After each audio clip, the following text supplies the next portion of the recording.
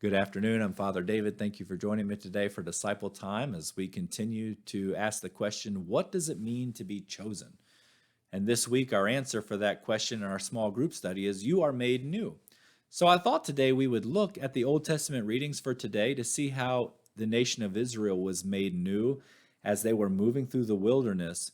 And they were made new through a simple act of faith and trust in God. And that, I think, is very important. So we see in Numbers chapter 21 that as the nation was moving through a particular area of the wilderness, many people were being bitten by snakes. They were dying. So the people were going to Moses. They were saying, hey, what are we going to do? And Moses, of course, goes to God. And we see this exchange in Numbers 21, verses 7 through 9, where we read this. So Moses prayed for the people, and the Lord said to Moses, make a seraph and mount it on a pole, and whoever looks at it after being bitten will live.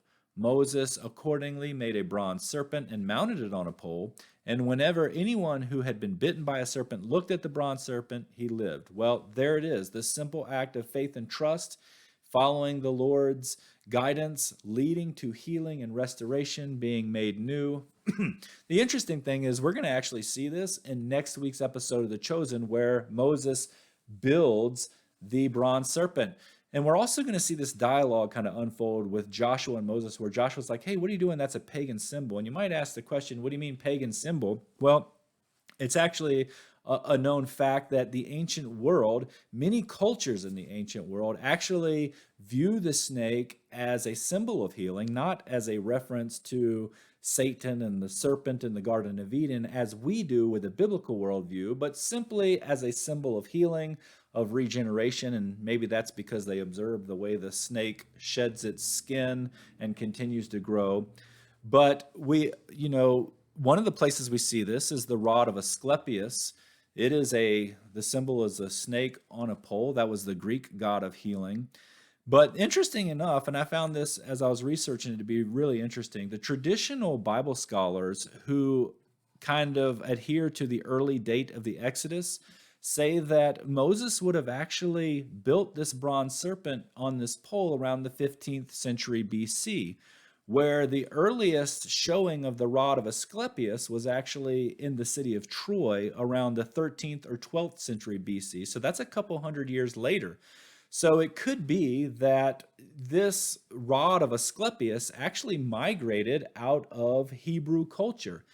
And there's actually some evidence for that in the Bible. So in the Bible, in 2 Kings, verse 18, we see King Hezekiah, who would have been reigning around 700 BC. So this is way later.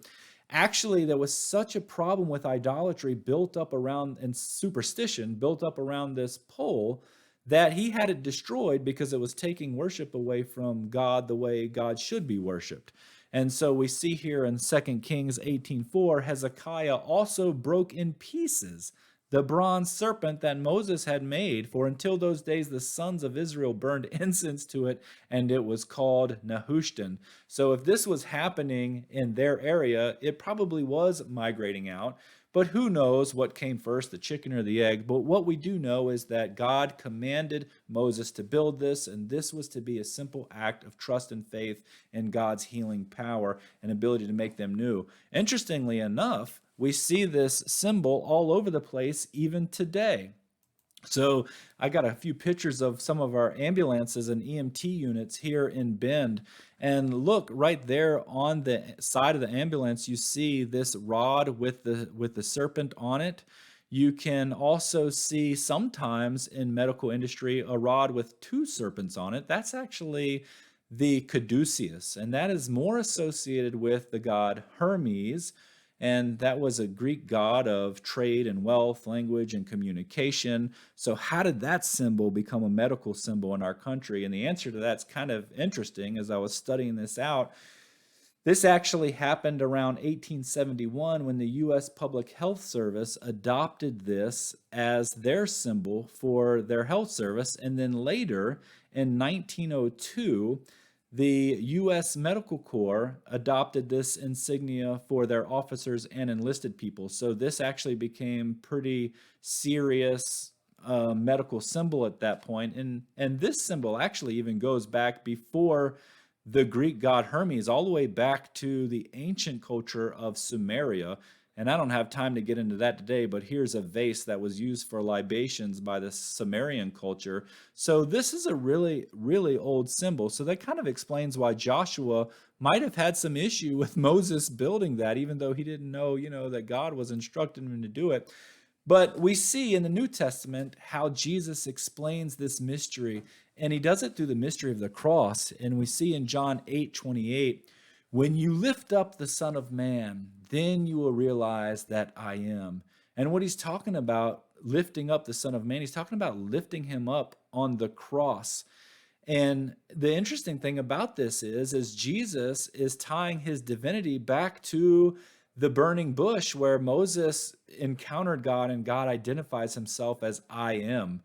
And so we also see in John's gospel in chapter 3, verse 14, where Jesus gives kind of a more direct correlation. He says, just as Moses lifted up the snake in the wilderness, so the Son of Man must be lifted up. And basically, he's talking about the act of trusting in this simple thing that God told Moses to make, this serpent being lifted up in the wilderness, was going to bring healing. In the same way, looking to Christ and following Christ is going to bring healing for us today. That's where it's at. The healing, the restoration, it's all in Jesus as he's lifted up. And so there's that mystery of the crucifixion that is so important. And I love in John 12:32 where we read this, and I, this is Jesus talking, when I am lifted up from the earth, will draw all people to myself. When I am lifted up from the earth, I will draw all people to myself. Such a profound statement from Christ. And so this week, as we're looking at the chosen and you are made new, let's think about how we're made new by looking to Christ. So what is the application for the journey? Well, it's this. Lord, help me to point others towards Christ, that they may look to him for healing and restoration and to be made new. Well, thank you for joining me today. I'm Father David. I hope to see you next week.